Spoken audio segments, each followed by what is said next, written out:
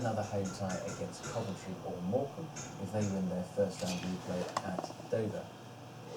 Meanwhile, it'll be interesting to see how many of Norwich City's senior players will be on duty in tonight's EFL Trophy game at Carrow Road, especially after 3 successive league defeats. The Canaries host MK Dons. Details of tonight's other games are on our website.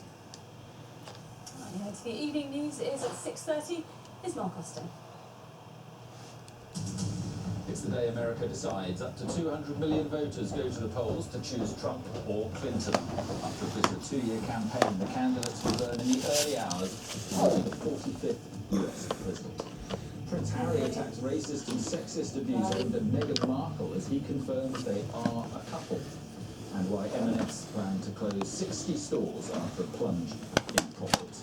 From Mary Nightingale in Washington and me at 6:30.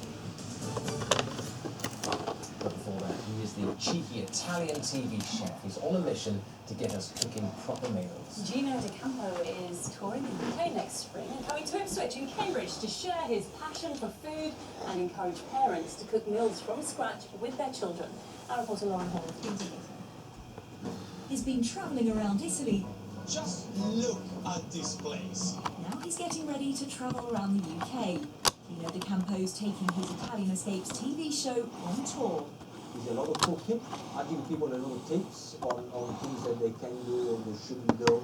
People can ask me whatever they want, and I answer all the questions. I have no problem whatsoever. He may even tell you about his future career ambitions. Is there anything that would persuade him to hang up his chef's apron? I wouldn't change the job for anyone else. No, unless they're going to make me a prime minister. And then I will leave the career. Posting videos, and she told us about the tiny computer since he was 12.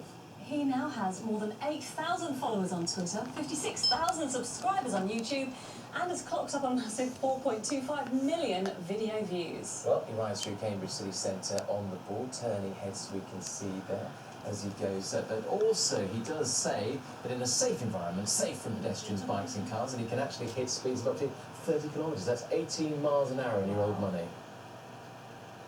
The board is based around these two boxes here. In this top one, we have a 22-volt battery, which is in turn fed into this box, which has a 4-pound Raspberry Pi Zero, which is controlled by a Wii remote over Bluetooth.